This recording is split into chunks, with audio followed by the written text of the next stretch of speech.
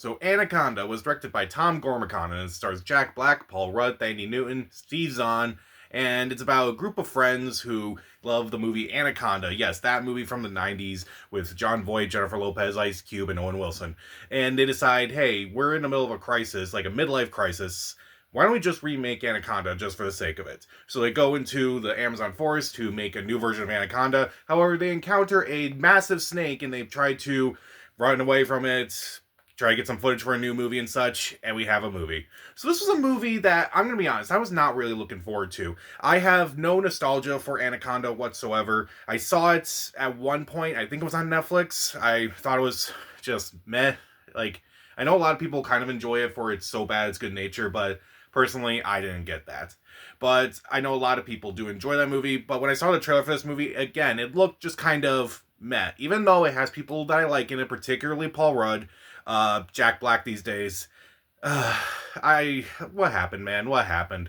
And so the trailer itself did not really look that good. And so I saw this movie a few days ago, and if I'm being honest, I completely forgot most of this movie. Like, I honestly should have reviewed it immediately after I walked out of it, because I honestly am just going to forget almost everything I saw from this movie. Almost everything I do remember from this movie are the stuff that I kind of already saw in the trailers, or just stuff that I didn't like from it. This movie has its moments, don't get me wrong, but this movie, yeah, I couldn't take it. So, what is there anything in this movie that's actually good? Well, as far as the performances go, there are no bad performances really.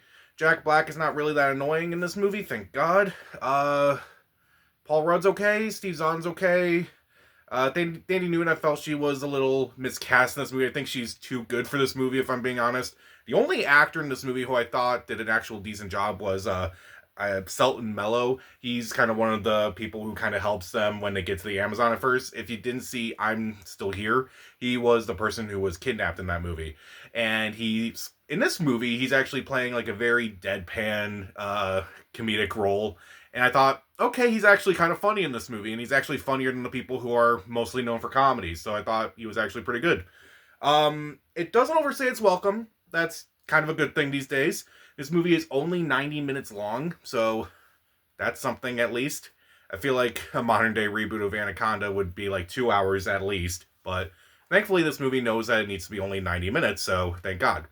And the third act is kind of fun, like when you get into like a lot of the snake action and such.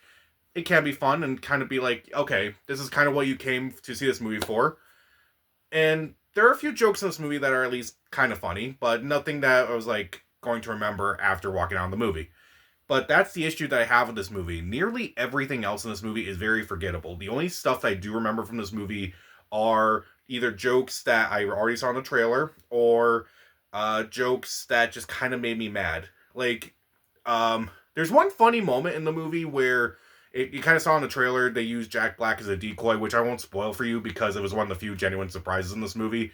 But there was kind of a funny twist in that scene that I was like, okay, that makes it even funnier. But other than that, most of the jokes kind of fall flat.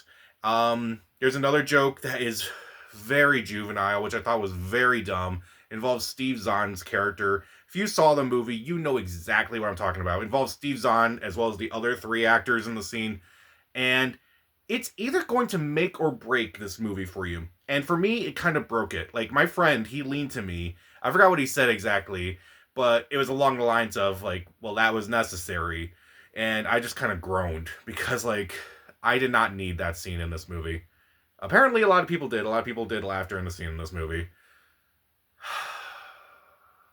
This is why we can't have nice things sometimes. This is why we can't. And also, a lot of the meta stuff, I felt like it was just wasted. Like, it clearly wants to be something like, I've heard some people throw out movies like 21 Jump Street and Tropic Thunder, and I felt like those movies are at least smart. Those movies are at least smart. They're funny. They have interesting characters. They have, well, not necessarily things to say, but you do think about them for a while. And I do remember the jokes from those movies a lot more than I remember the jokes from this movie. But the meta humor here is just, it falls flat. All that they really reference is the fact that Anaconda exists and the fact that they don't really have the copyright to it. Yeah, that's really all that they have. And also, there are a few pointless subplots in this movie. There's like one that appears like literally in the opening scene in this movie, and it's done within the hour. It's like, so what was even the point of that scene? It just does not make any sense. Also, there's a moment in the third act, which I won't spoil because, again, it's one of the few genuine surprises of this movie. Um, even though it's kind of already online. Yeah, that kind of caught me off guard, but at the same time, they don't really follow through with that. There's like one brief mention towards the end, and it's like, okay, that's enough, I guess. But it just really isn't. It's just not enough. And it just felt like they just missed an opportunity to actually do something with it instead of just like having this random moment for the sake of having a random moment. But we just threw it in here just for the sake of fan service, and that's all we got. This movie just felt like a slog to get through. I know it said 90 minutes is at least good for this movie, the fact that it is 90 minutes long and it doesn't overstay its welcome, but sometimes it can be like, yeah, this movie does kind of, it's just kind of rough to get through, if I'm being honest. It's just kind of a bore to watch. Um, yeah, there's only a couple things in this movie, again, that I did like. Again, Selton Mello is pretty good. He's probably the funniest of the entire movie. The other actors, admittedly, they're not terrible in this movie. They're not up to their usual standard, but they're not awful. The third act is kind of fun. Again, it's only 90 minutes. A few jokes are funny, but the majority of the jokes you've kind of already seen, or they're kind of groan worthy. And I just did not find most of the jokes funny. The meta humor is just kind of lacking.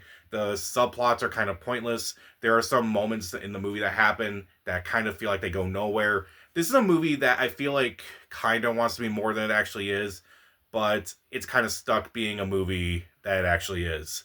And, you know, some people, I can definitely see some people enjoying this movie, but I am just not one of them. I will give Anaconda 1.5 out of 4 stars. Stream it.